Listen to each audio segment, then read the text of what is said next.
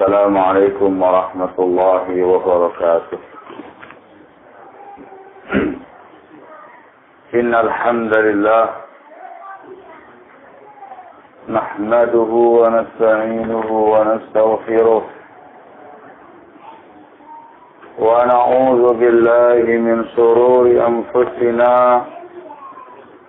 ومن سيئات أعمالنا. من يهده الله فلا مضل له ومن يضلل فلا هادي له. وأشهد أن لا إله إلا الله وحده لا شريك له. وأشهد أن محمدا عبده ورسوله. يا أيها الذين آمنوا اتقوا الله حق تقاته ولا تموتن إلا وأنتم مسلمون. يا أيها الناس اتقوا ربكم الذي خلقكم من نفس واحدة وخلق منها زوجها وبث منهما رجالا كثيرا ونساء. واتقوا الله الذي تساءلون به والأرحام إن الله كان عليكم رقيبا. يا أيها الذين آمنوا اتقوا الله وقولوا قولا سديدا يصلح لكم أعمالكم ويغفر لكم ذنوبكم. ومن يطع الله ورسوله فقد فاز فوزا عظيما. أما بعد فإن أصدق الحديث كتاب الله وخير الهدي هدي محمد صلى الله عليه وعلى آله وسلم. وشر الأمور محدثاتها فإن كل محدثة بدعة وكل بدعة ضلالة وكل ضلالة في النار. أيها الناس kaum muslimin wal muslimat rahimakumullah. Disebutkan di dalam Sahih Al-Bukhari dari Zubair bin Adi rahimahullah, yang mengisahkan dakhalna ala Anas bin Malik radhiyallahu anhu. Suatu hari kami masuk bertamu di rumahnya Anas bin Malik radhiyallahu taala anhu. Fasyakawna ma yulquna min al-Hajjaj. Ketika itu kami mengeluhkan, mengadukan kepada Anas bin Malik radhiyallahu anhu apa yang dirasakan oleh masyarakat dari perlakuan Al-Hajjaj. Al-Hajjaj seorang penguasa zalim ketika itu. Maka Anas bin Malik radhiyallahu anhu menyatakan, mengutip sabda Rasulullah alaihi salatu wassalam, "Isbiru, sabarlah kalian. Fa innahu la ya'ti zamanun illa walladhi ba'dahu syarrun minhu hatta talqaw rabbakum." Sabarlah kalian, sebab tidaklah datang suatu masa, suatu zaman, melainkan yang setelahnya itu lebih jelek daripada yang sebelumnya, hingga kalian berjumpa dengan Rabb kalian, berjumpa dengan Allah Subhanahu wa ta'ala. Rawahul Bukhari. Kaum muslimin wal muslimat rahimakumullah, hadis ini menjelaskan dengan jelas pada kita bahwasanya kondisi zaman, kondisi masa semakin kemari bukanlah semakin baik. Semakin dekat dengan kiamat, itu semakin banyak yang jahat. Semakin jauh dari masa kenabian, semakin banyak kemungkaran. Suatu masa itu, suatu zaman itu, apabila dekat dengan masa-masa kenabian, maka zaman itu adalah zaman yang penuh dengan kebaikan.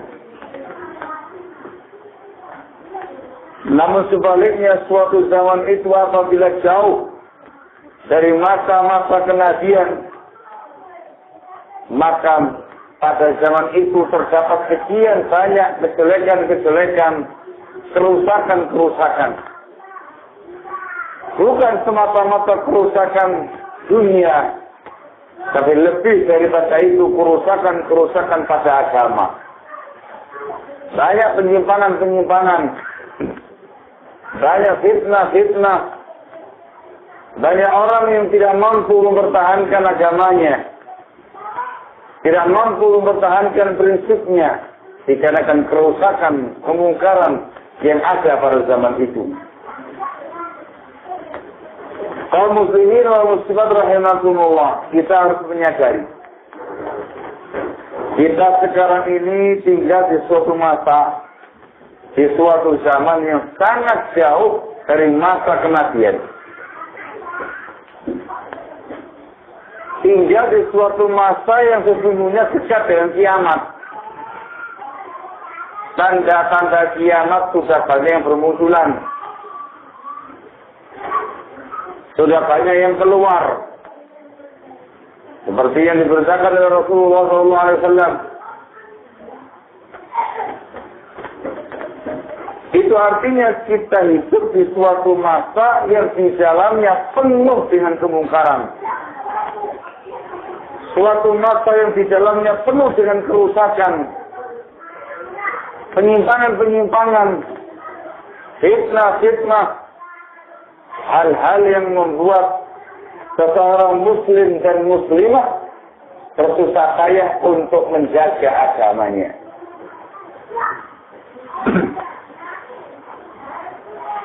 Juga disebutkan dalam riwayat yang lain dalam Sahih Muslim.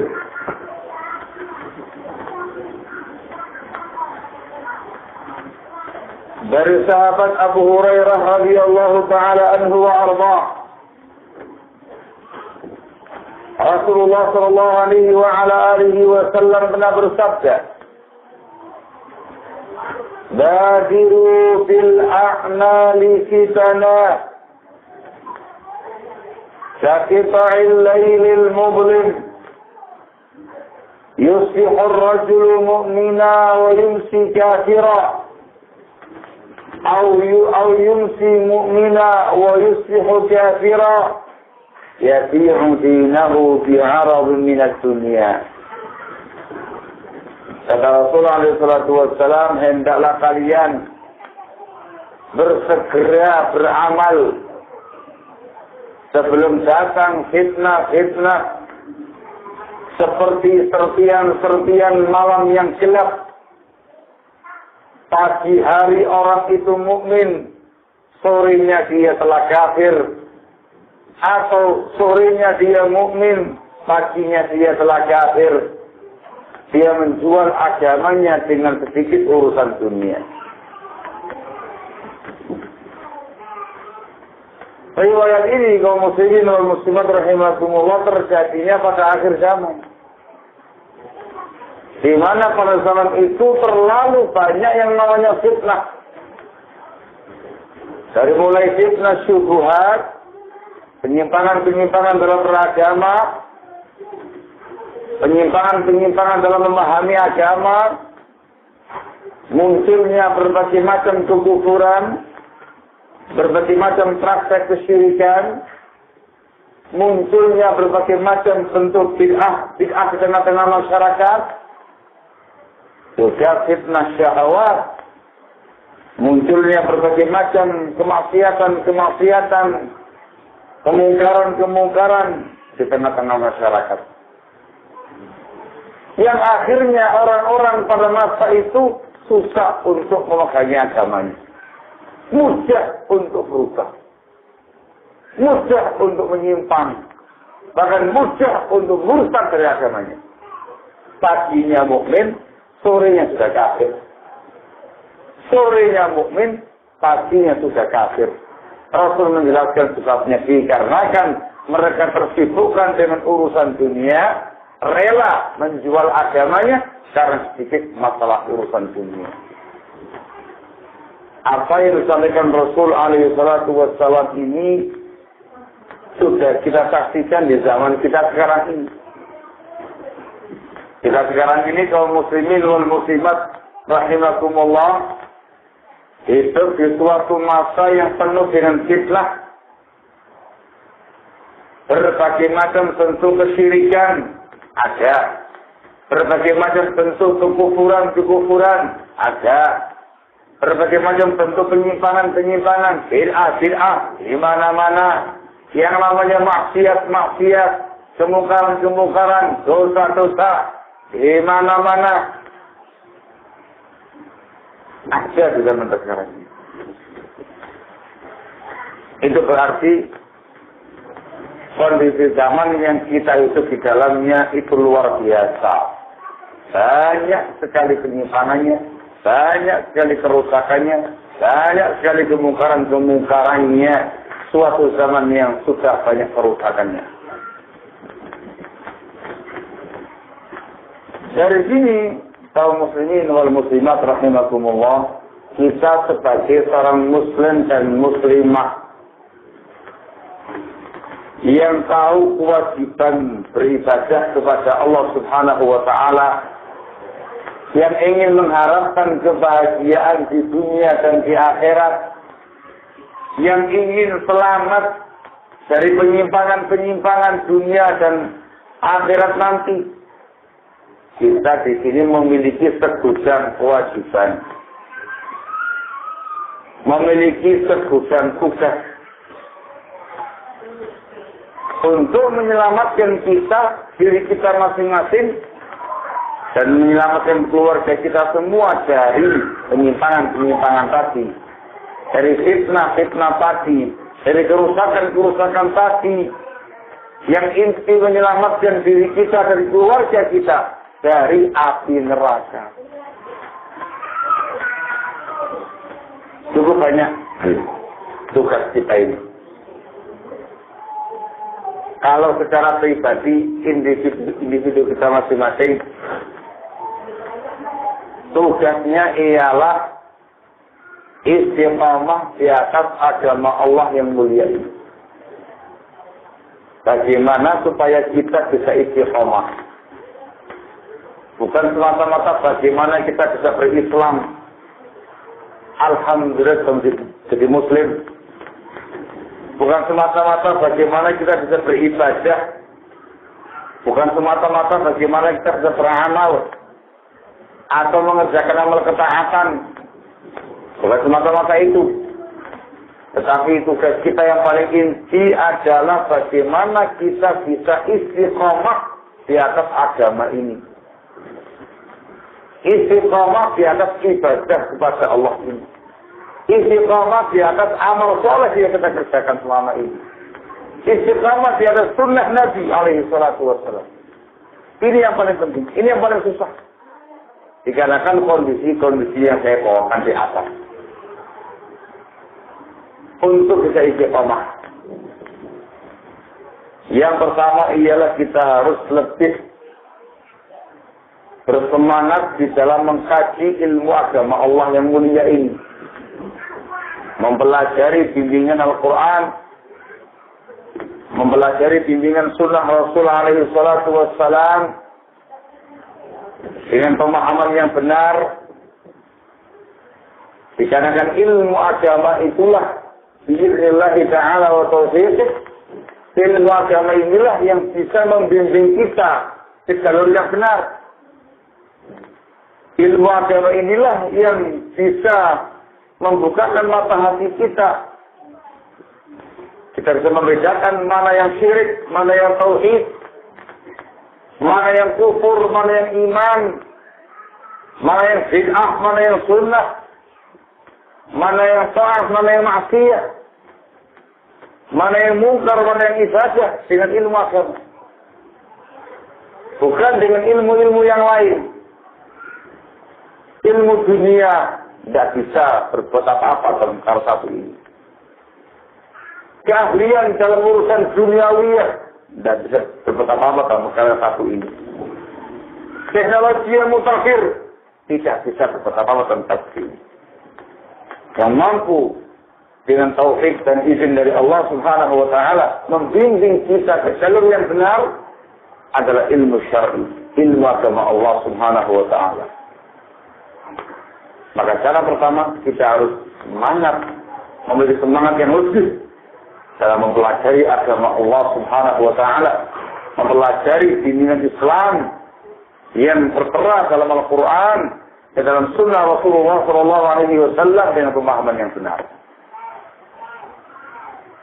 Semakin luas ilmu kita, semakin terbimbing di jalur yang benar.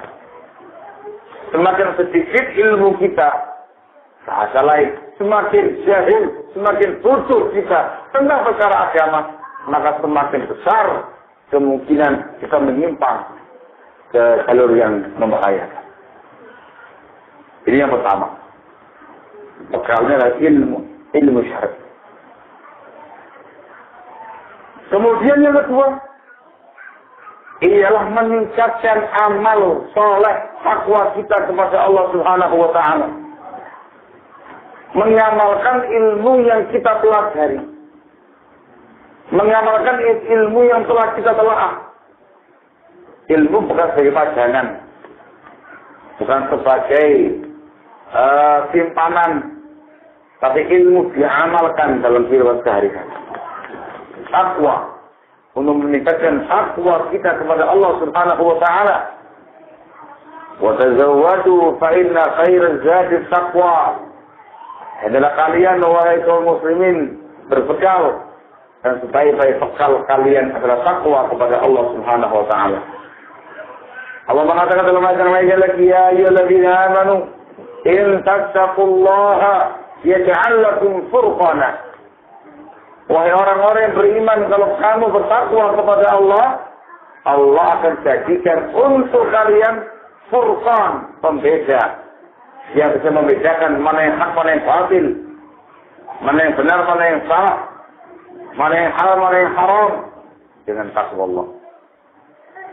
Semakin orang bertakwa kepada Allah, dengan menjalankan perintahnya, menjauhi larangan-larangannya, semakin terbuka mata hatinya, semakin lurus jalannya, semakin terang kehidupan dia. Akan semakin selamat, insyaallah ta'ala, dalam mengarungi kehidupan dunia ini, menuju darul akhirah, mendapatkan surga Allah Subhanahu wa ta'ala.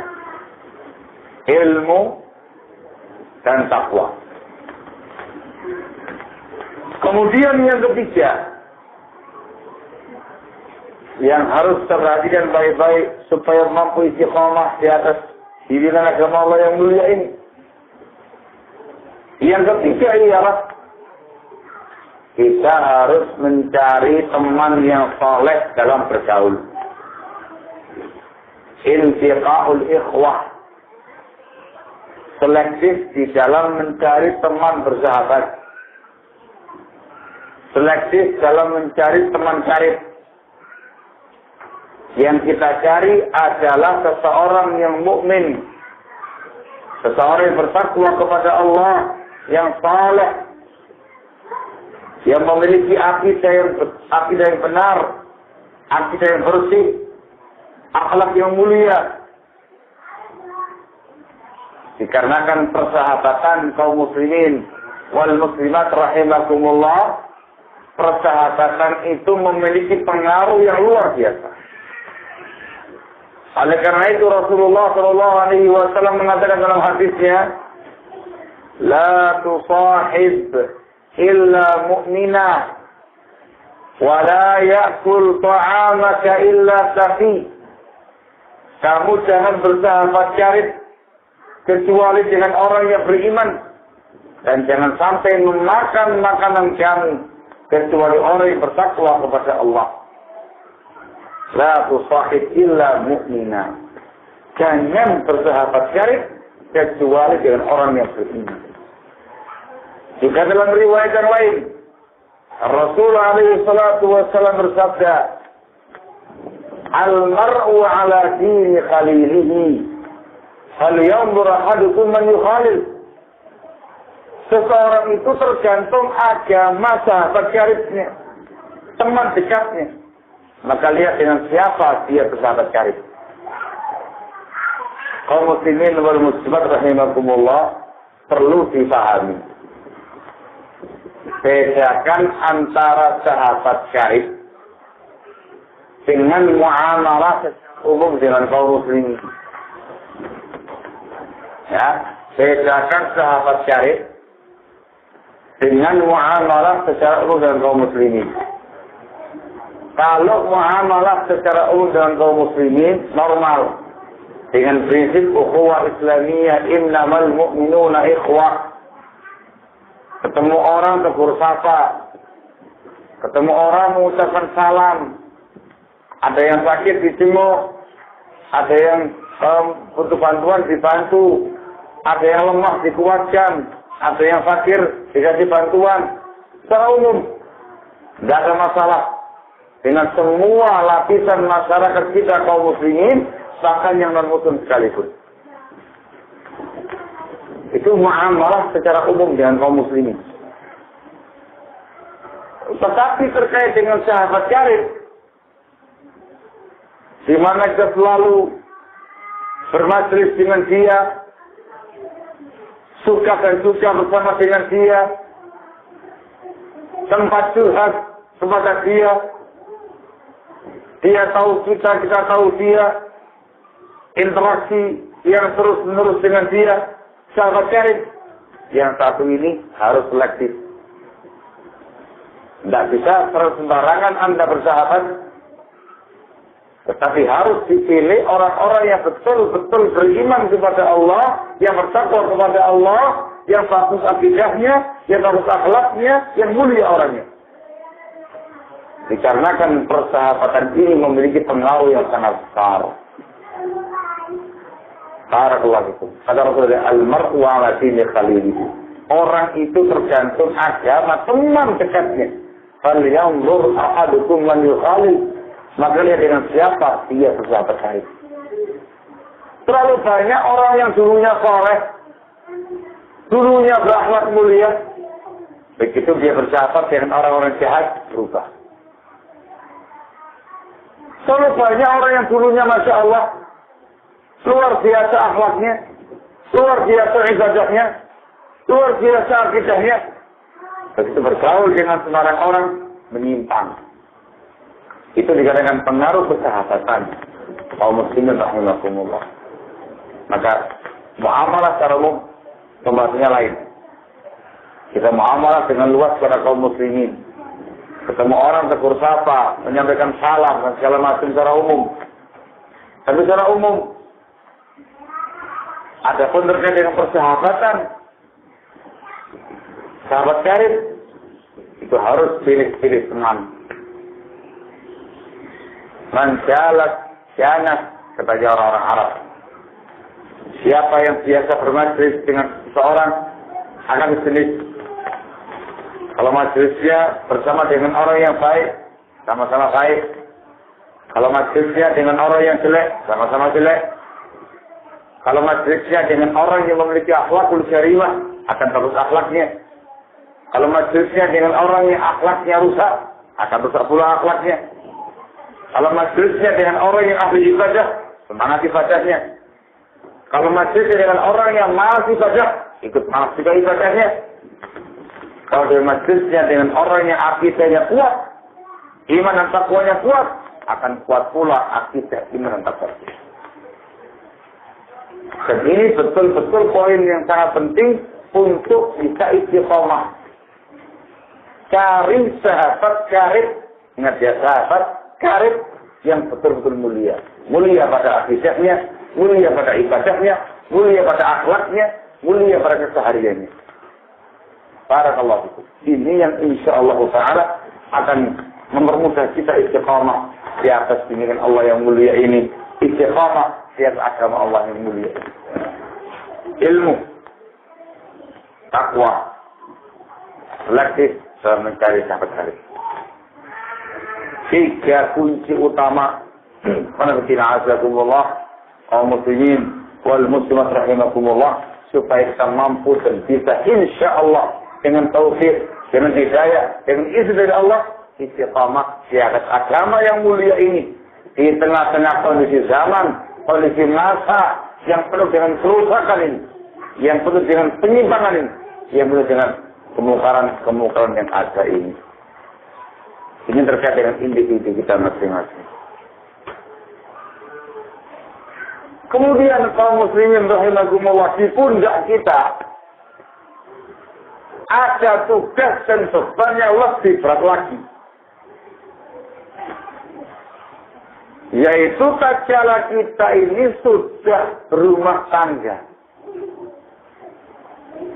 Apalagi sudah punya anak. Maka bukan semata-mata kita istiqomah di atas agama. Tapi sudah yang lebih daripada itu ialah kita bisa mengistiqomahkan, menjaga keistiqomahan anak-anak dan istri kita. Itu tanggung jawabnya di pundak kita kaum laki-laki. Kaum laki-laki. Dikarenakan Allah Subhanahu wa taala menegaskan dalam firman-Nya di At-Tahrim ayat yang ke-6. Allah menyatakan ya ayyuhalladzina amanu qu anfusakum wa ahlikum nara wa quduha an-nas wal hijarah 'alayha malaikatun ghilazun shidad la ya'suna Allah ma amara wa yaf'aluna ma yu'marun. Yang dipanggil itu ialah kaum laki-laki dalam ayat ini. Allah mengatakan ya ayyuhalladzina amanu wahai orang-orang yang beriman qu anfusakum wa ahlikum nar. Jagalah diri kalian dan keluarga kalian dari api neraka. Dikatakan ayat ini ditujukan kepada kaum laki-laki sebab ada kata-kata wa ahlikum. Wa ahlikum, keluarga kalian. Berarti yang kali pertama dituju kaum laki-laki, kepala rumah tangga. Di sini ada tugas yang sangat berat, langsung dari Allah Subhanahu wa taala. Tugas yang sangat berat. Barang siapa yang berhasil menjalankan tugas ini, maka dia termasuk seorang mukmin yang mulia. Tetap di awalnya dikatakan ya ayyuhalladzina amanu, wahai orang-orang yang beriman. Di antara konsekuensi iman kalian, laksanakan tugas ini. Apa tugas ini? Allah mengatakan anfusakum wa ahlikum apa? Naro. Jaga diri kalian. Kita masing-masing diterangkan tadi di awal dengan ilmu, dengan amal dan takwa. Dan yang ketiga dengan mencari sahabat karib yang mulia, yang saleh, yang mukmin. Ini tiga jalan upayanya. Anfusakum, jaga diri kalian. Dan yang kedua kata Allah, wa ahlikum, dan keluarga kalian. Yang namanya ahl itu meliputi az-zawjat wal aulad, meliputi istri-istri kita dan meliputi putra-putri kita. Jaga istrimu, jaga anakmu dari apa ya Pak? Apa kalau mengatakan dari kemiskinan? Apa kalau mengatakan dari kefakiran? Apa kalau mengatakan dari kelemahan? Jawabannya tidak. Disuruh menjaga mereka semua dari api neraka.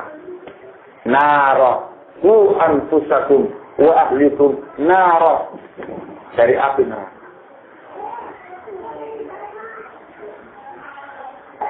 Di sini kalau kita azakumullah masuk pembahasan yang namanya tarbiyah. Tugas mendidik anak, tugas mendidik istri supaya selamat dari api neraka. Ayat ini memiliki makna yang sangat luar biasa besar. Ayat ini padanya terdapat sekian banyak fondasi-fondasi, prinsip-prinsip mendasar dalam urusan tarbiyah. Barakallahu fikum. Kaum muslimin wal muslimat rahimakumullah. Tarbiyah dalam Islam. Tarbiyah dalam Islam. Itu targetnya bukan untuk masa depan anak supaya menjadi anak yang kaya raya. Tarbiyah dalam Islam, targetnya itu bukan supaya anak tadi mendapatkan gelar yang mentereng. Ya, targetnya itu bukan dalam rangka supaya anak tadi menjadi pengusaha besar. Bukan. Sedikit pun Allah Tabaraka wa Ta'ala tidak menyinggung hal itu. Kita tidak diperintahkan untuk menjaga anak dari kemiskinan. Kenapa? Dikarenakan urusan rezeki sudah selesai. Masing-masing kepala ini sudah diatur rezekinya oleh Allah Subhanahu wa Ta'ala. Wa ma min dabbatin fil ardi illa 'ala Allahi rizquha. Tidak ada yang melata pun di muka bumi ini melainkan atas Allah rezekinya. Masing-masing kepala ini sudah ada rezekinya masing-masing. Ketika Allah Subhanahu wa Ta'ala mengecam tindakan orang-orang jahiliyah dulu yang membunuh anaknya karena khawatir miskin, Allah mengatakan wala taqtulu auladakum khasyata imlaq nahnu narzuqukum wa iyyahum. Kamu jangan membunuh anak karena khawatir miskin. Kami, kata Allah, kami yang ngasih rezeki pada kalian dan kepada mereka. Kami yang ngasih rezeki, bukan kalian. Oleh karena itu dalam ayat Allah mengatakan ku anfusakum wa ahlikum nara, dan mengatakan ku anfusakum wa ahlikum faqra, jaga dari kefakiran kita. Bisa, terus bisa masing-masing. Rezekinya banyak, itu rezekinya kamu. Rezekinya sedikit, rezekinya kamu. Itu semua sudah diatur dari sana. Maka bukan tanggung jawabnya orang tua untuk mengentaskan anak dari kemiskinan.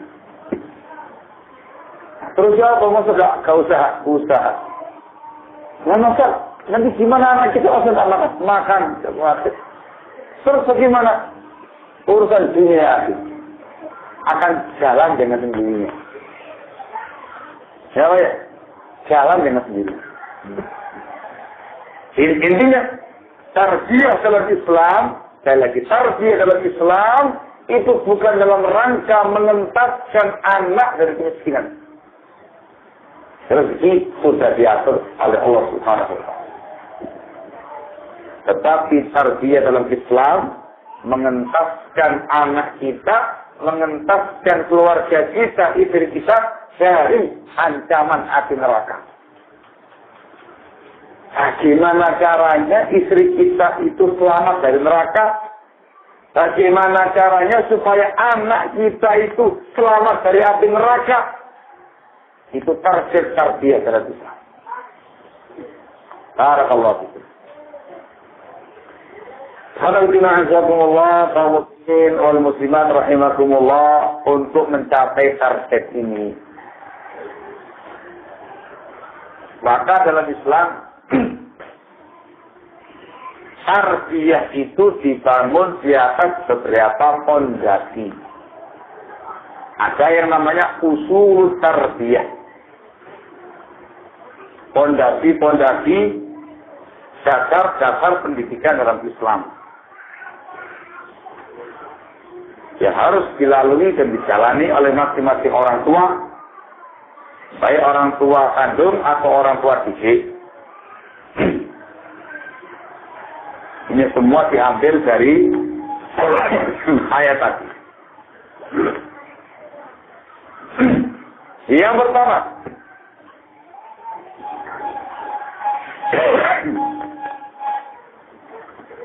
tarbiyah itu, at-tarbiyah harus dibangun di atas prinsip Al-Quran, Sunnah Rasul alaihi salatu wassalam, dengan pemahaman yang benar, pemahaman para sahabat radhiyallahu ta'ala anhum ajma'in.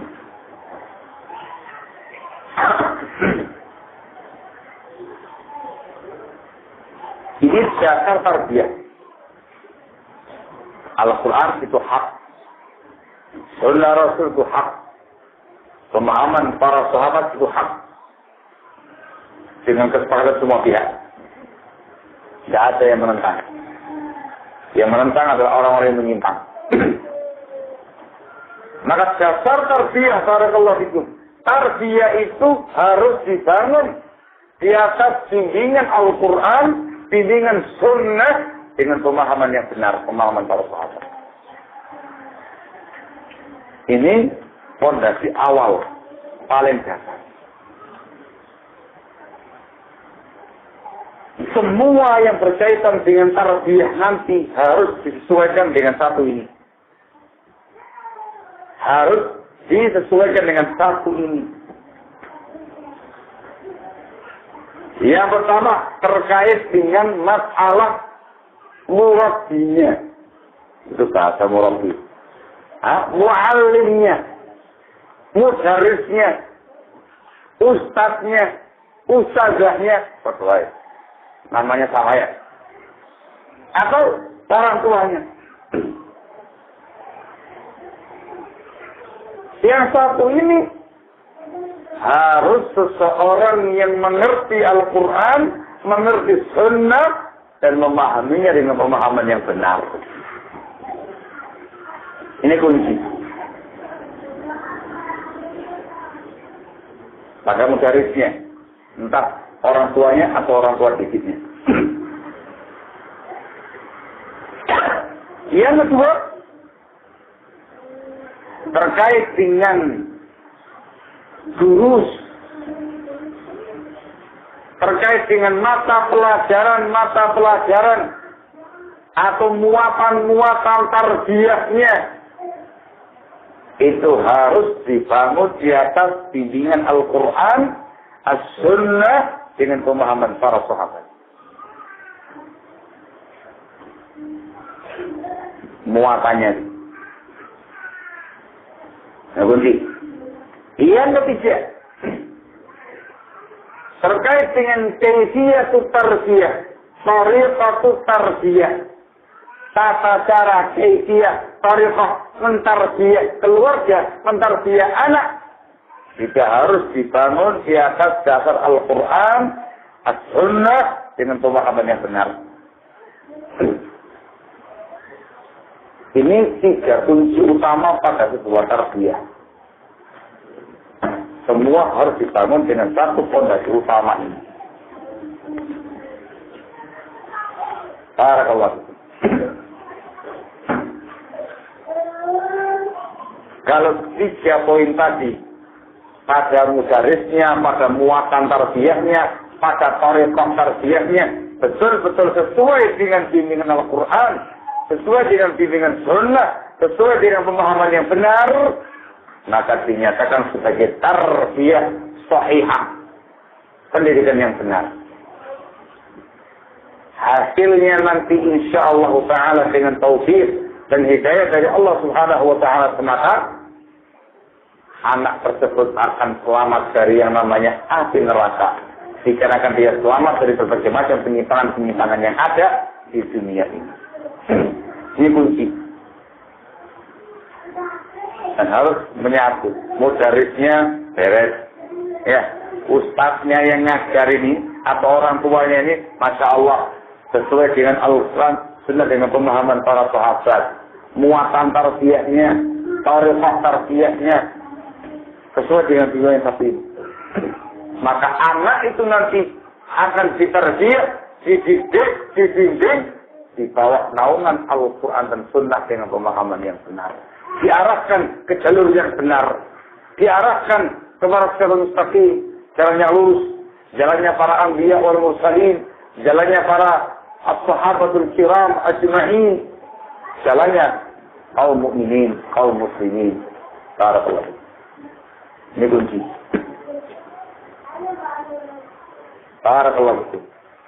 Tapi kalau kemudian kunci yang satu ini, dasar yang satu ini, barakallahu fikum, tidak ada, jangan mengharapkan hasil tarbiyah yang maksimal. Jangan mengharapkan hasil tarbiyah yang sahihah. Barakallahu. Kenapa? Pasti akan terjadi yang namanya penyimpangan. Ujung-ujungnya ada ancaman neraka di sana. Bagaimana mungkin kepengen dapat tarbiyah yang sahihah, tarbiyah yang benar, ustaznya saja gaduh-gaduh. Ada lontongnya, ada bumbunya, ada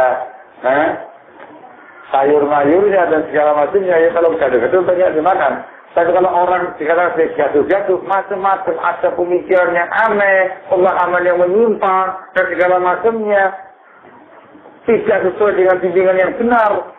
Bagaimana mungkin tarbiyah itu akan lurus? Tidak bisa lurus ya, Pak. Tidak bisa lurus. Nyatanya anaknya bagus-bagus, pinter-pinter, cepat menghafal Al-Quran, hafizah. Nyatanya hafal Arba'in Nawawi, hafal Bulughul Maram. Jatuh ya. Nyatanya anaknya, masya Allah, akhlaknya baik. Iya, kelihatan secara zahirnya. Tapi secara pemahaman dia, secara fikrahnya dia itu menyimpang. Tetap tidak dibangun di atas pemahaman yang benar. Tidak dibangun di atas bimbingan yang benar, fondasi yang benar. Yang dibahas bukan zahirnya, tapi yang dibahas lahir hatinya. Ini kunci. Camkan baik-baik yang satu ini. Camkan baik-baik yang satu ini. Jangan punya harapan yang muluk-muluk. Anak kamu kepingin selamat dari api neraka. Kalau tarbiyah yang kamu canangkan, tarbiyah yang bertentangan dengan Al-Quran dan As-Sunnah.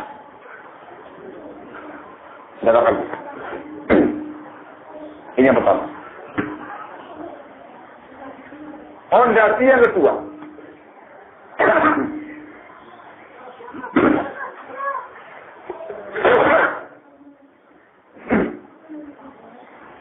Tarbiyah dalam Islam itu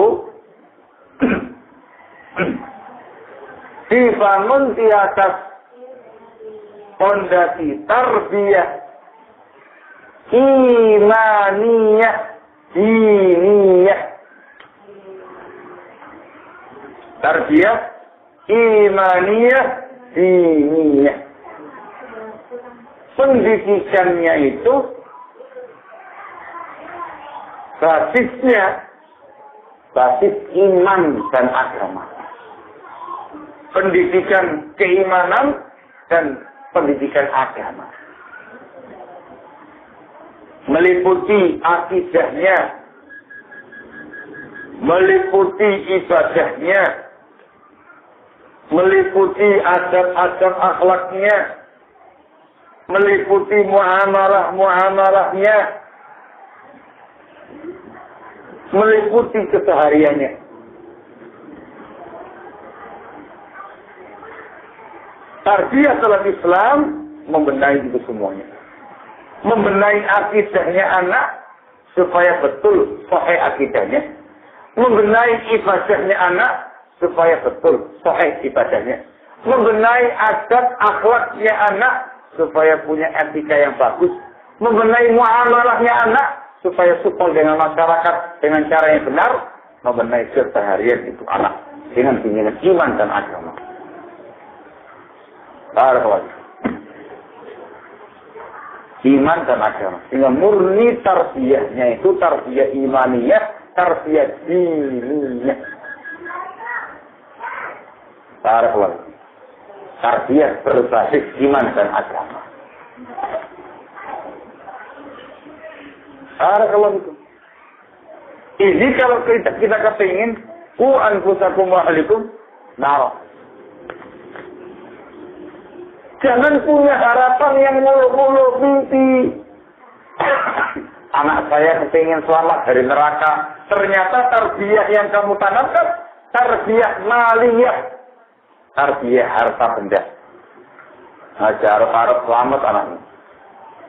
Atau yang kamu tanamkan tarbiyah duniawiyah. Tarbiyah berbasis dunia. Jangan muluk-muluk, jangan harap-harap anak kamu bakal selamat dari neraka. Kalau penanaman tarbiyahnya ditanamkan dengan tarbiyah harta, dengan tarbiyah duniawiyah, otaknya dipenuhi dengan harta, dipenuhi dengan yang namanya dunia. Tidak ada tarbiyah iman, tidak ada tarbiyah agama. Terus kamu mimpi anakku selamat dari api neraka, itu namanya mimpi siang bolong. Illa man rahimahullah, kecuali orang-orang yang dirahmati oleh Allah Subhanahu wa taala. Secara teori nggak mungkin. Kepingin selamat dari neraka, jalurnya bukan dunia. Kepingin selamat dari neraka, jalurnya bukan harta. Kepingin selamat dari neraka, jalurnya bukan tahta. Tapi jalurnya adalah agama. Itu jalurnya agama. Barakallahu. Maka tarbiyah Islamiyah kaum muslimin wal muslimat rahimakumullah itu betul-betul basisnya iman dan agama. Tarbiyah imaniyah, tarbiyah diniyah. Barakallahu. Ini semuanya dari ayat tadi. Ya ayyuhalladzina amanu qu anfusakum wa ahlikum nar. Nar, diminta untuk menjaga diri kita masing-masing dan keluarga kita dari api neraka. Ya ini kodasinya. Barakallahu fikum. Gitu ya. Karena kita azakumullah mentarbiyah anak. Kita bicara kenyataan ini ya. Mendidik anak dengan tarbiyah imaniyah, diniyah. Supaya jadi anak soleh dan solehah. Itu saja luar biasa besar tantangannya. Luar biasa besar rintangan dan halangannya. Tidak semua anak itu bisa diarahkan ke sana. Ya, yang sudah diarahkan ke sana saja luar biasa untuk bisa istiqomah di atasnya. Ya, Pak ya? Loh, kok diem aja? Ya, Pak ya? Ya, ngaku aja lah. Itu anak sudah diajari agama, diajari iman dan takwa, diajari pendidikan yang bagus, akhlak yang mulia. Itu saja subhanallah, kita perhatikan. Luar biasa ngurusi anak. Diajari di rumahnya, diajari di TK-nya, pendidikan ilmu agama, keluar benar berubah. Ya Pak ya, sudah mengadopsi berbagai macam ucapan yang aneh-aneh, mengadopsi tindakan dan perilaku yang aneh-aneh. Ya Pak ya, yang aku aja. Nah, iya, masing-masing juga punya anak. Jangan sok mensucikan anaknya gitu. Iya, gimana lagi? Kenyataannya seperti itu. Itu sudah kita ibadah kita kasih ring-ring pengaman, sudah kita kasih pendidikan agama yang semaksimal mungkin, diajari akhlak yang bagus, agama yang baik, diajari perkara-perkara yang positif yang sesuai dengan agama. Itu saja luar biasa perjuangan. Kenapa? Faktor lingkungan. Kondisi zamannya sudah rusak. Banyak fitnah, banyak syubhat, banyak syahwat, banyak maksiat, banyak dosa, banyak mungkar. Di mana-mana, buka pintu rumah, sudah full dengan yang namanya fitnah. Ya, buka pintu rumah, itu anak sudah langsung dikasih hal-hal yang melanggar agama. Itu sudah kita maksimalkan tarbiyah imaniyahnya itu. Lalu bagaimana kiranya kalau anak tadi ditarbiyah bukan dengan tarbiyah iman, bukan dengan tarbiyah agama, ditarbiyah dengan tarbiyah dunia, dengan tarbiyah harta, tarbiyah tahta, tidak mengenal agamanya sedikit pun, tidak diajari akidah yang baik, tidak diajari ibadah yang bagus, tidak diajari akhlak yang mulia. Jadi apa barang kamu? Jadi apa ya?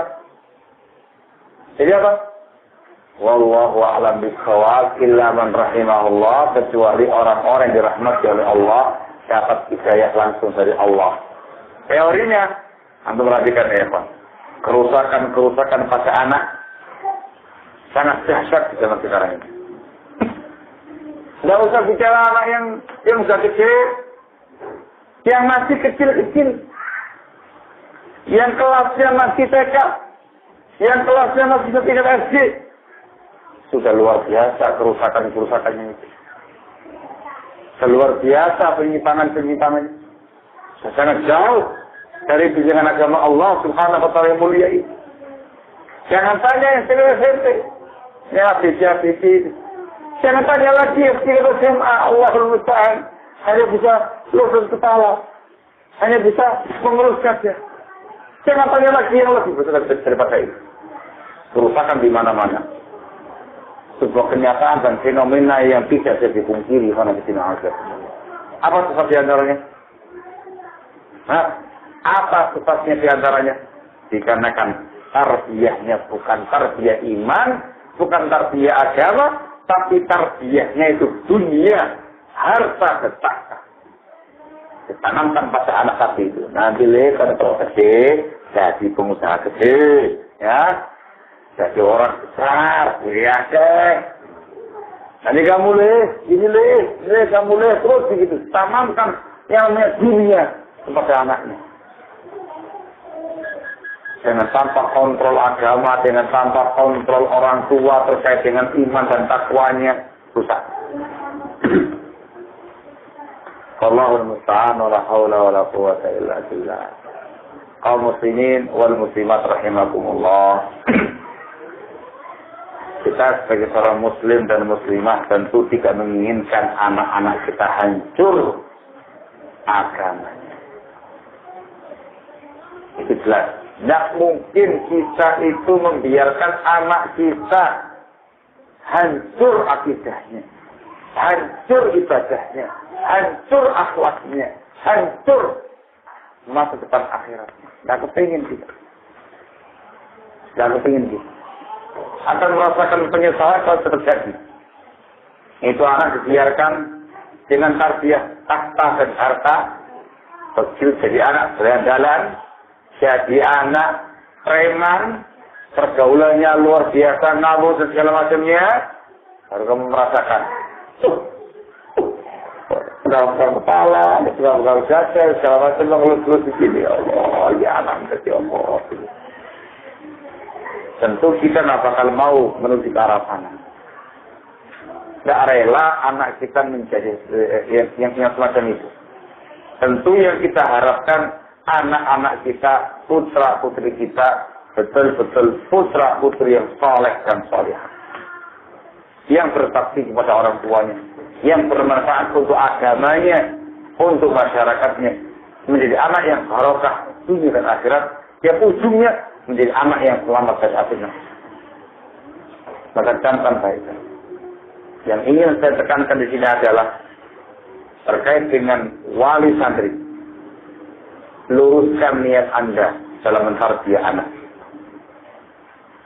Ya, luruskan jalur Anda dalam mentarbiyah anak. Kepada orang tua didik juga demikian.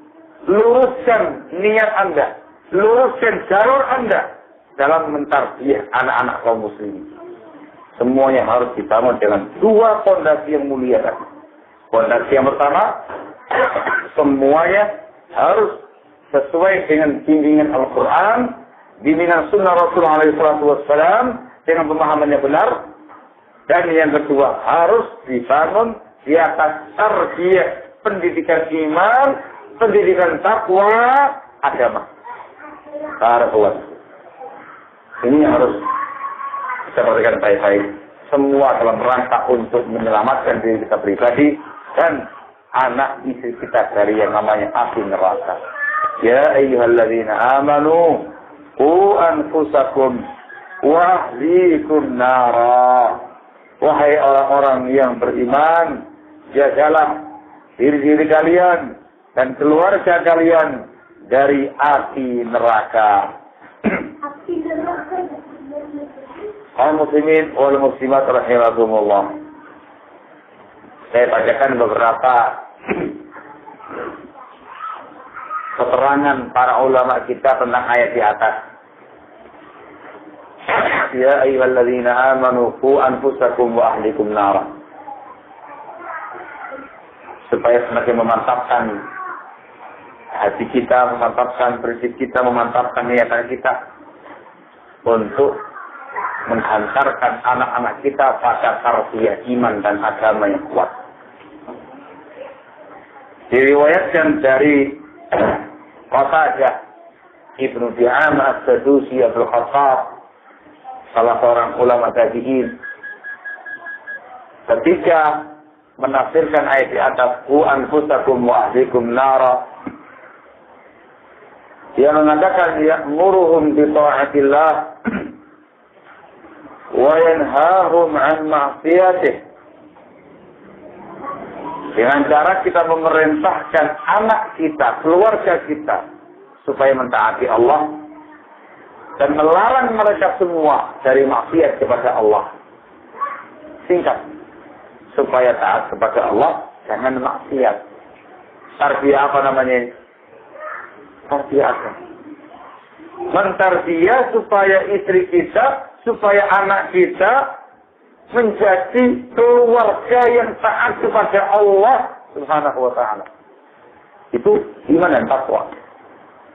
Jangan sampai bermaksiat kepada Allah. Dijauhkan dari hal-hal yang menyimpang. Juga disebutkan oleh Al-Bahad Ibnu Mujahid dan Muqatil Ibnu Sulaiman, tatkala menafsirkan ayat di atas, dia menyatakan haqqun 'alal muslim ay yu'allima ahlahu min qarabatihi wa imaihi ma faradallahu 'alaihim wa ma nahahum 'an. Kewajiban seorang muslim mengajari keluarganya, meliputi kerabat-kerabatnya, bahkan juga budak-budak wanitanya, mengajari mereka apa yang Allah fardukan kepada mereka. Mengajarkan kepada mereka apa yang Allah fardukan kepada mereka. Dan melarang mereka dari segala sesuatu yang dilarang oleh Allah Subhanahu wa ta'ala. Mengajari mereka apa yang Allah fardukan kepada mereka. Allah menfardukan kepada semua hamba-hambanya yang namanya ibadah. Allah wajibkan hamba-hambanya untuk ibadah dengan benar. Difardukan untuk memiliki akidah yang benar. Difardukan untuk memiliki akhlak yang mulia, adab yang baik, muamalah yang bagus. Ini semua terkait dengan tarbiyah imaniyah diniyah. Tidak ada lagi yang lain. Juga diriwayatkan dari sahabat yang mulia Ali bin Abi Thalib radhiyallahu taala an. Juga ketika menafsirkan ayat di atas, wa anfusakum wa ahlikum nar. Ialah kata Ali bin Abi Thalib, alimuhum wa asifuhum. Ajari mereka ilmu agama dan ajari mereka adab-adab, akhlak-akhlak agama. Semua tafsirnya para ulama, dari mulai ulama zaman dahulu kala sampai ulama zaman sekarang ini, semuanya menafsirkan ayat ini dengan tarbiyah imaniyah diniyah. Tidak ada yang menafsirkannya dengan tarbiyah duniawiyah. Barakallahu. Maka bagaimana yang saya terangkan di atas, tarbiyah imaniyah itu dibangun di atas dua prinsip tadi. Barakallahu. Ini merupakan kunci suksesnya kita selaku penanggung jawab untuk mengentaskan keluarga kita dan anak-anak kita dari api neraka. Ya ayyuhalladzina amanu qu anfusakum wa ahlikum. Barakallahu. Ini modal utama, target utama. Barakallahu. Adapun terkait dengan urusan duniawiyah, bisa kita tambahkan di situ. Hal-hal yang sebenarnya mubah, yang halal, dari keterampilan, kreativitas, dan segala macamnya, yang insya Allah bermanfaat untuk anak tadi, untuk urusan dunia. Tapi bukan sebagai target utama. Insya Allah, kalau anak kita soleh, solehah, kalau anak-anak kita mengerti agama, mengerti hukum-hukum agama, yang namanya dunia akan datang dengan sendirinya. Al-Imam Syafi'i rahimahullah, sampai baik-baik. Al-Imam Syafi'i rahimahullah pernah mengatakan, menceritakan sejarah beliau mencari ilmu. Sejarah beliau mencari ilmu, beliau dihadapkan kepada dua pilihan. Pilihan yang pertama ialah belajar ilmu kedokteran, aktif. Pilihan yang kedua ialah belajar ilmu fikih, mempelajari ilmu agama Allah, hukum-hukum agama, hukum-hukum syariat. Dua ini. Pikir sama beliau. Beliau mikir kedokteran, agama, kedokteran, agama. Pikir sama beliau. Ternyata beliau kemudian mengambil kesimpulan, saya lebih memilih mempelajari ilmu fikih, mempelajari ilmu agama Allah, hukum-hukum syariat. Kenapa? Kata Syafi'i rahimahullah, kalau saya hanya belajar ilmu kedokteran, saya cuma dapat dunia saja. Tapi kalau saya belajar ilmu fikih, pemahaman agama, mengerti hukum syariat, saya dapat dunia, juga dapat akhirat. Maka saya memilih ilmu fikih, mempelajari ilmu agama Allah Subhanahu wa Ta'ala. Ngerti agama, dunianya ikut. Posisinya sudah di kepala kita masing-masing. Ini ikut. Barakallah. Tapi kalau belajar ilmu kedokteran, ya jadi dokter saja, pintar cari duit, sekali tel, saya ketahui. Kayak gitu ya. Sekali periksa, 100.000. Apalagi yang spesialis, sekali periksa, perusahaan. Tapi ngertinya masalah dunia saja. Akhiratnya, nggak paham. Agamanya, nggak paham. Barakallah.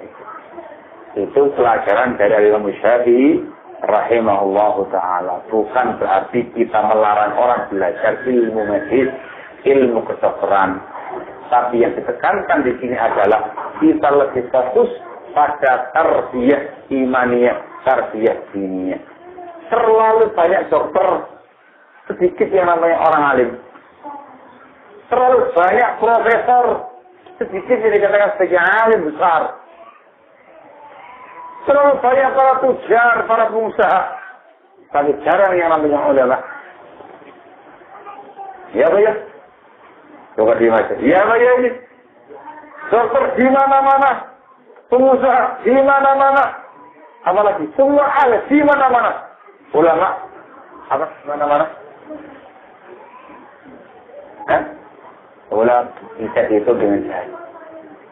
Fulan, oh fulan, oh fulan, oh fulan. Selalu ya kan? Satu dunia, fulan, fulan, fulan, fulan. Kita tahu. Ini sebenarnya para mungkin azakumullah saya lagi tekankan supaya kita lebih fokus terkait dengan tarbiyah imaniyah, tarbiyah diniyah anak-anak kita. Kan baik-baik. Ya ayyuhalladzina amanu qu anfusakum wa ahlikum nara. Qu anfusakum wa ahlikum nara. Barakallahu. Ganti lagi. Ganti pula juga. Masya Allah. Nanti cepat ganti. Saya kira tuh diterus para tuh. Enggak, jangan. Untuk tema saya kira cukup sekian. Sesungguhnya masih panjang sekali terkait dengan masalah bagaimana mudaris yang sukses, bagaimana muatan tarbiyahnya, bagaimana thariqah dalam tarbiyah Islamiyah. Itu sebenarnya pembahasan di kalangan para ulama kita. Persyaratan guru yang ideal, kemudian muatan tarbiyah yang bagus itu apa saja, kemudian thariqahnya bagaimana, ada ilmunya masing-masing. Tapi tidak akan terbatasnya waktu. Ya. Ini pertanyaan sekarang ini. Iya, tafadhol. Barakallahu fikum. Ya. Masuk belajar pada zuhur. Waduh, ya terima kasih nanti. Nah, yang di sekarang ini jam 11 berarti ada waktu sekitar 20 menit. Tafadhol, bagi yang mau dipertanyakan segala macamnya dipersilakan. Walhamdulillahirabbil alamin.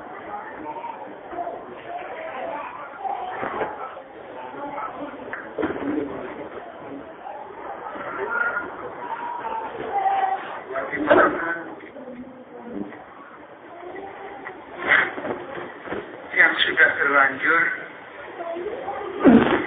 anak-anak kita yang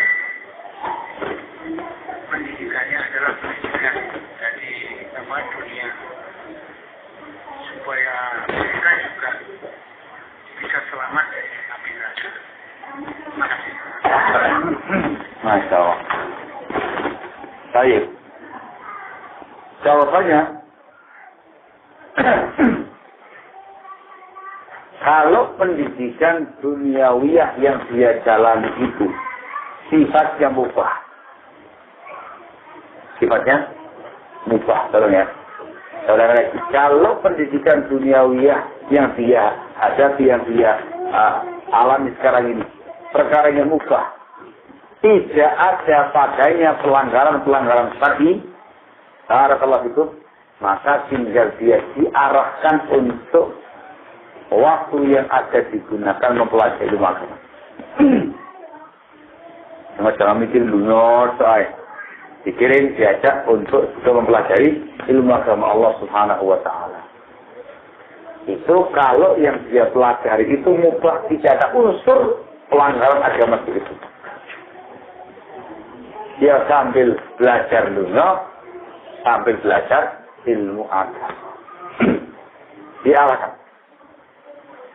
Tetapi kalau pada kenyataannya apa yang dia pelajari atau proses dia mempelajari ilmu dunia itu di dalamnya terdapat sekian banyak penyimpangan agama, maka dia harus menyelamatkan diri dari itu semuanya. Jangan mengorbankan agama untuk dapat ilmu dunia, sesuatu yang sangat-sangat dalam akal. Sudah. Bagaimana caranya? Diupayakan selamat dari hal-hal yang melanggar agama tadi, kemudian dia cari pembahasan ilmu dunia yang aman, selamat dari penyimpangan-penyimpangan yang ada, kemudian dia juga mempelajari ilmu agama Allah Subhanahu wa Ta'ala. Barakallahu fiik. Akhirnya, contoh, anak kita belajar tata boga. Belajar masak. Mana ya? Lah ya siapa kok kemudian jauh-jauh belajar masak? Harus campur aduk lagi perempuan dan segala macamnya. Sudah sadar kepada ibunya, latihan masak sama ibunya, usah. Atau dia panggil ahli masak yang terkemuka, chef nasional atau apa gitu ya, untuk mendidik dia secara langsung. Cara kalau itu. Dapat ilmu taboga, jangan tambah harus banyak penyimpangan-penyimpangan yang ada, jika waktunya digunakan untuk belajar ilmu agama. Lalu bayangkan ya Pak, hanya sekedar belajar ilmu membuat kue seperti ini, bikin kue seperti ini, tapi dalam membuat kue seperti ini mengorbankan agamanya, mengorbankan prinsipnya. Ya, campur laki perempuan, tambah kata dan segala macamnya. Itu kan jelas mengorbankan prinsip agama hanya untuk bikin kue seperti ini. Yang sesungguhnya mudah bagi kita untuk membuatnya, datang kepada ibu, ajari. Usia ajari ibunya tersaksi kue seperti itu. Ibu yang harus kita panggil. Apa namanya khusus gitu ya. Panggil chef nasional selama sebulan. Dibayari, selesai. Coba ilmu kata pun. Saya kira yang lain-lain. Taruhlah. Tidak usah menghabiskan waktu yang lama, waktu yang panjang, harta yang banyak, melanggar agama, melanggar prinsip dan segala macamnya, hanya untuk mendapatkan yang merugikan diri. Sekali lagi, kalau proses mempelajari ilmu dunia tadi itu aman dari penyimpangan, lanjutkan. Tapi arahkan ke anak supaya belajar ilmu agama Allah Subhanahu wa Ta'ala, supaya bekal agama yang kuat. Kalau ternyata dalam mempelajari ilmu dunia tadi terdapat sekian banyak penyimpangan yang ada, segera selamatkan dia dari penyimpangan tadi. Alihkan kepada ilmu dunia yang aman dari penyimpangan yang ada, kemudian ajari dia juga pemahaman ilmu agama Allah Subhanahu wa Ta'ala. Barakallahu fikum. Sebagian pihak ada yang mengatakan, Ustaz, kalau semuanya taklim, semuanya belajar agama, yang jadi dokter siapa? Nah ya, jadi insinyur siapa? Yang jadi profesor siapa?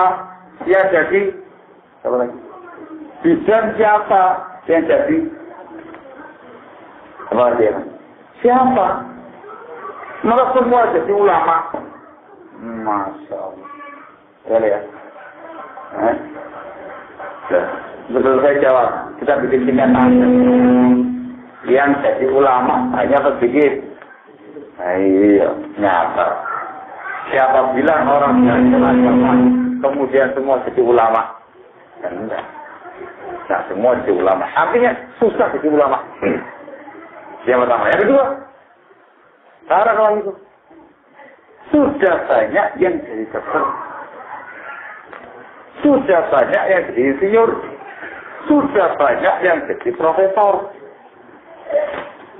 Maksud kita bukan itu, maksudnya itu adanya dokter sunni gitu loh, dokter yang salafi, dokter yang ahlu sunnah gitu loh, jangan dokter yang awam. Barakallahu fikum. Baik, itu niatannya sangat bagus. Tapi apakah dalam rangka untuk mencapai dokter salafi harus menerapkan banyak keharaman? Harus menerapkan banyak keharaman? Jawabannya, tidak bisa. Bagaimana mungkin cari dokter salafi, dokter sunni, dokter yang baik, kalau ketika belajar ilmu medis sudah terjun dalam dunia yang menyimpang? Banyak pelanggaran padanya, banyak penyimpangan padanya. Ya Pak ya? Dapat dibaca. Ya Pak ya? Sudah menjadi dokter, menyimpang duluan, gagal dokter salafinya. Caranya bagaimana? Caranya itu gampang. Caranya ialah dokter-dokter yang ada itu didakwahi. Didakwahi. Diajak kepada pemahaman yang benar. Diajak taklim. Diajak mengkaji bimbingan Allah. diajak belajar Quran dan Sunnah dengan pemahamannya benar. Ya, tapi gitu ya. Ustaznya datang langsung atau taklim di tempat-tempat mereka, kajian, pasal dan segala macamnya. Insya Allah dikasih hidayah, 1, 2, 3 orang akan muncul dengan sendirinya. Dokter salafi. Apa negara salafi? Banyak. Yang dokter umumnya banyak, yang spesialisnya banyak. Semuanya banyak. Yang punya rumah sakit juga ada. Barakallahu fikum. Yang punya rumah sakit juga ada. Barakallahu fikum. Jadi nggak usah pusing gitu loh. Barakallahu fikum. Nah, ya. Yang jadi profesor Ustaz. Tidak usah anak kamu. Tidak usah anak kamu.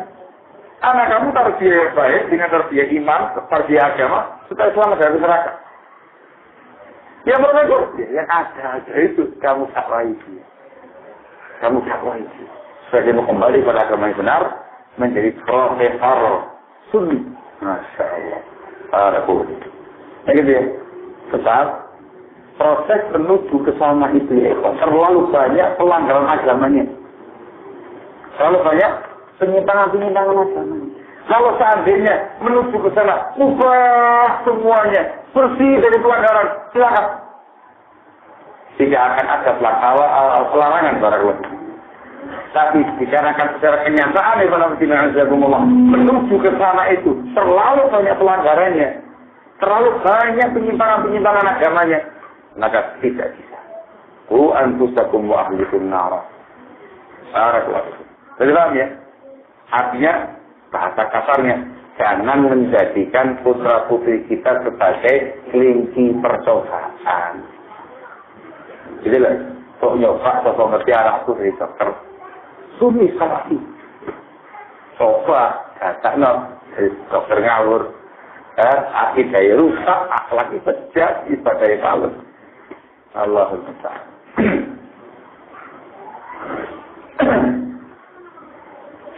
Bagaimana caranya menjadi orang tua sekaligus pendidik yang ideal? Masya Allah. Cara yang saya bukan di atas fondasinya. Ya, ilmu itu kunci utama. Yang kedua, takwanya, amalkan ilmu yang Anda miliki. Kemudian persahabatan Anda dari sahabat karib yang mukmin, yang bertakwa kepada Allah. Yang saya pernah di awal, itu kunci. Setelah itu contoh Rasul Sallallahu Alaihi Wasallam di dalam mendidik anak.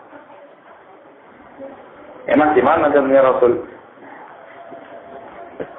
Di antara tariqah tarbiyah, tariqah tarbiyah yang dicanangkan Rasul Alaihi Wasallam dalam Islam karena sinanzakumullah, tarbiyah itu dibangun di atas dasar rahmah.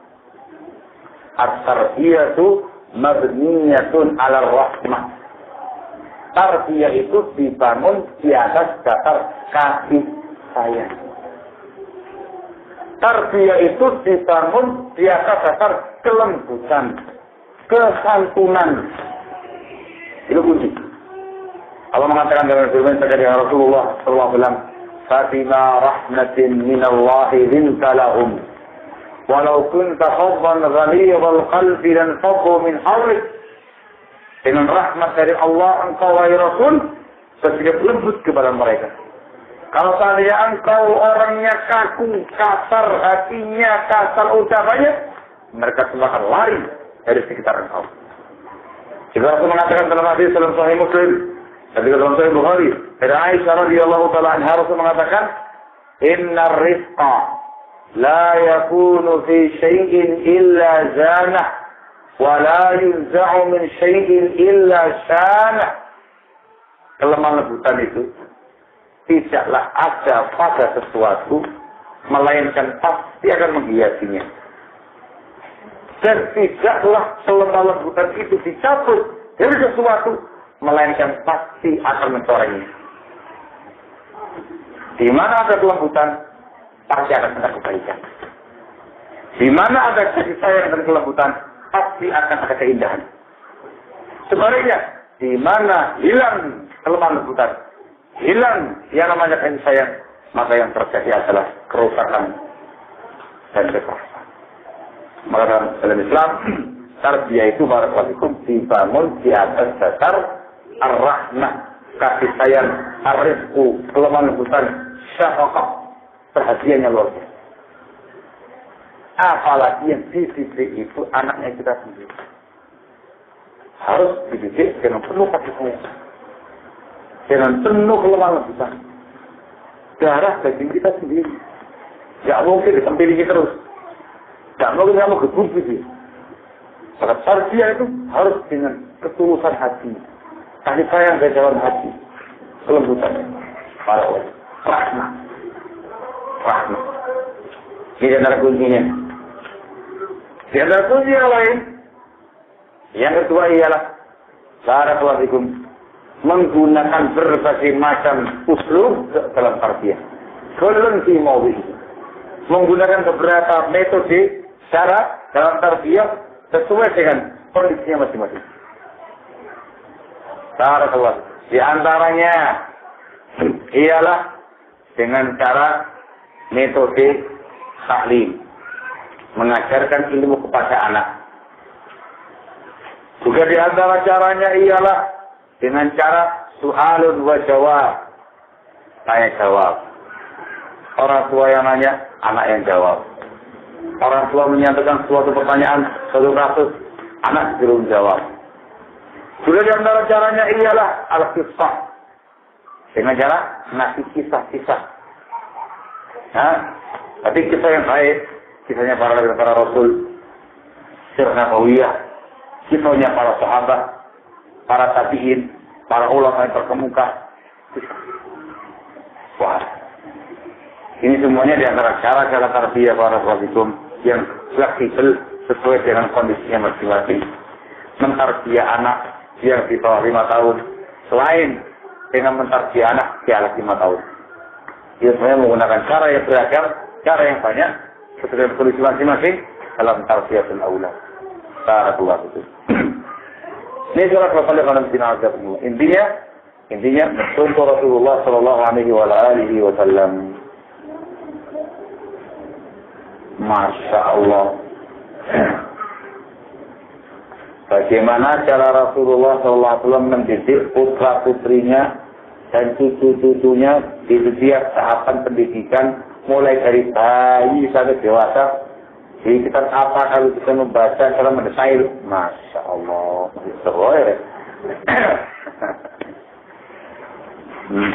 ini panjang banget jawabannya. Ini panjang banget jawabannya. Karena terkait dengan kitab khusus gitu ya, dari mulai awal sampai terakhir tidak ada. Tapi ya dikumpul-kumpulkan dulu kitab ini jadi kan satu. Yang jelas, tarbiyatul aulad itu dimulai semenjak kita masih bujang. Ulang lagi, tarbiyatul aulad itu dimulai semenjak kita masih bujang.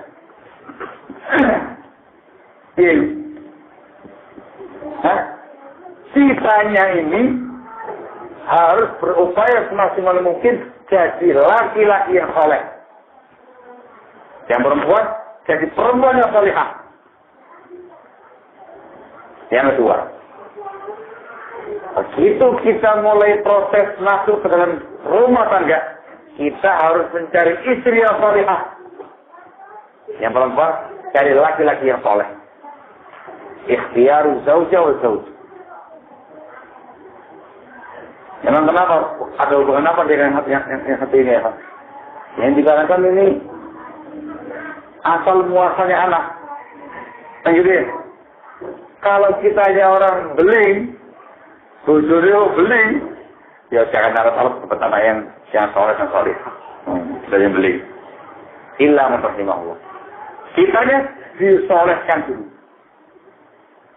Yang wanita disolehkan dulu. Kemudian ketika mencari pasangan, cari yang salihah, istri yang salihah dan suami yang saleh. Kalau sudah ketemu laki-laki yang saleh dengan perempuan yang salihah, itu insya Allah akan melahirkan anak yang saleh dan saleh. Itu cara katanya. Barakallahu fikum. Itu kenapa Rasul mengatakan tungkahul mar'atu li arba'in. Perempuan dinikahi karena 4 perkara. Dia mengatakan far bizati cari saja. Cari perempuan yang taat beragama, kalau enggak akan binasa kamu. Juga kata Allah, dia akan lahir dari pasangan Pak Supri tadi itu. Terus dilanjutkan dengan tarbiyah yang disebutkan dalam naskah kitab Sunnah dan dipanjang pembahasannya. Barakallahu fikum. Kitab yang paling bagus ialah Sirah Nabawiyah. Secara hidupnya Nabi kita Muhammad alaihi salatu wassalam. Secara hidupnya Nabi kita Muhammad alaihi salatu wassalam. Itu yang paling bagus. Kitab khusus yang membahas detail itu banyak ya Pak. Sampai subhanallah wa'ala. Saya tidak tahu. Cukup banyak ya Pak. Barakallahu. Dikumpulkan ada 2 jilid tebal. Semua riwayat yang menjelaskan kepada kita tentang masalah anak kecil. Terkait dengan ahkam sibyan, hukum-hukum dan tarbiyah aulad. 2 jilid tebal. Itu baru riwayatnya tak. Baru riwayatnya saja. Artinya belum ada penjabarannya. 2 jilid tebal. Namanya Al-Marwiyat Al-Waridah fi Ahkam Sibyan. 2 jilid tebal. Sebenarnya wallahu a'lam. Saya nggak tahu yang tertulis semuanya. Jadi ya Allah musta'an, kalau yang mau tanyaannya, tapi insya Allah kalau saya demikian. Barakallahu. Bagaimana cara mendidik anak kita anak usia 2-3 tahun? Apakah harus bersikap keras? Bila tidak mau nurut? Tapi dia tidak bisa terangkan. Tarbiyah al-Islamiyah itu dibangun di atas dasar rahmah, kasih sayang, lemah lembut, perhatian yang sangat untuk anak. Tarbiyah itu menyesuaikan kondisi anak masing-masing. Lain mentarbiyah balita, lain pula mentarbiyah anak yang di atas 5 tahun. 2-3 tahun itu masa-masa kekanak-kanakan yang dibutuhkan kesabaran yang luar biasa pada orang tuanya. Itu masa-masa anak membutuhkan curahan kasih sayang, curahan kelembutan, dan perhatian orang tua mereka. Ketika itu. Sehingga nggak mungkin kita mentarbiyah anak usia begini. Ini berapa tahun namanya? Oh, 9 tahun sih lah ya. Jadi berapa tahun, Pak? 9 tahun. Langsung kamu detek dia kayak dia anak SMA. Ayo, kamu harus begini. Nggak mau dia, namanya anak kecil mainan terus saya langsung kamu kerasi dia, panggil, dihukum, umur, leher namanya kupingnya siapa namanya, diceler dan segala macamnya. Ya rusak ya si pemahaman semacam itu. Itu anak akan trauma dengan orang tuanya. Jadi harus dibangun di atas rahmat dan syafaqah. Betul? Ada yang ambil harus diarahkan dengan cara yang lembut. Itu supaya anak mengerti bagaimana kesalahan dia, mengerti bagaimana perbuatan dia dengan cara yang halus. Itu secara global. Penjiwaannya akan semakin terasa tatkala semakin memahami ilmu agama Allah Subhanahu wa ta'ala. Wallahu ta'ala a'lamu bis-shawab. Ya, jam 11:20 menit. Saya kira cukup sekian, insyaallah ta'ala. Selebihnya kita persiapan untuk salat zuhur. Barakallah. Belum tahu ya? Nah, subhanallahi wa bihamdihi, asyhadu an la ilaha illa anta, astaghfiruka wa atubu ilaik.